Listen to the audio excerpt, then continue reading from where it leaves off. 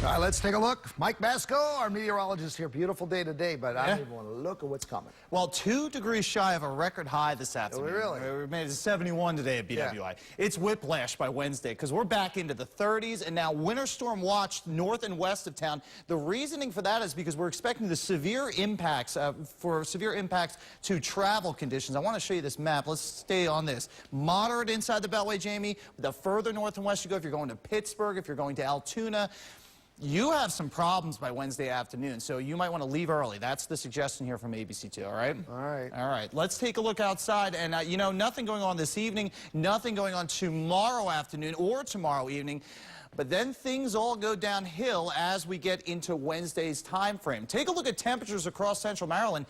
Not bad. 68 in the city right now. Most spots are into the upper 60s. A very comfortable evening. That's going to maintain course for the next several hours. We're going to cool down a little bit, but we're going to still be above average. 59 degrees at 8 o'clock in Cockeysville, down to 47 by tomorrow morning. Tomorrow's a much cooler day where we'll talk low 50s for a good duration of your afternoon. So again, not as warm, but certainly pretty seasonable. Dundalk, same idea. 60 down to 50 for the overnight hours. We'll maintain around 52 degrees for your afternoon highs tomorrow.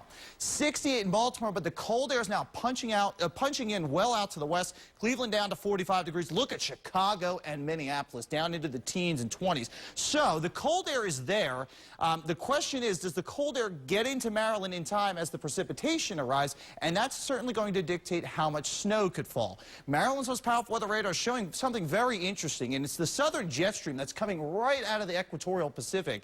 And as this starts to move to the north, it's going to consolidate energy just off the Carolina coastline and form a storm. Now the question is, does this piece of energy over the Great Lakes impact this? Is there enough cold air that gets shoved into this storm? And that's going to be a big challenge as we forecast ahead into Wednesday. We do know that the storm is going to develop and consolidate its energy around, say, lunchtime on Wednesday.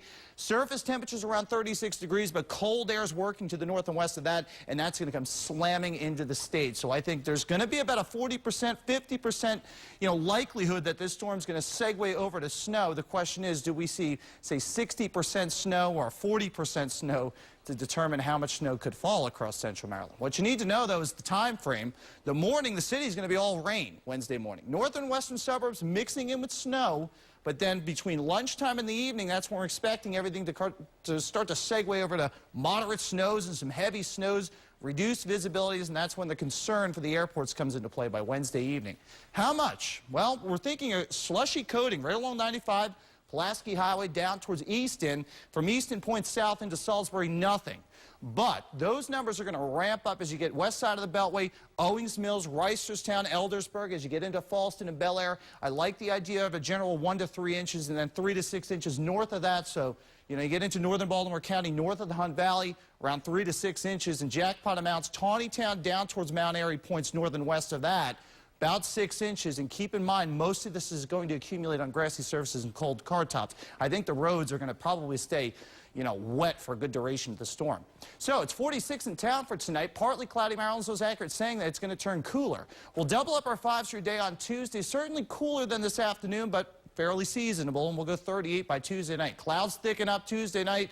Here it comes, the big event. By Wednesday morning, temperature at 39, but that's very deceiving because the temperatures will fall all afternoon long, down to 28 degrees for Wednesday night. Turkey Day Thursday, 40 degrees. It's a cool solution going into next weekend, but then we start to warm up by Sunday, Monday of next week. Brand new forecast models, Jamie, are going to come out around 9 o'clock, and Wyatt's going to share the details tonight on ABC News at 11. All right, very good. Thank you, Michael. All right, right now, technology-savvy kids use iPads to learn teaching. Robots are the next step in educating our children. Can you believe that?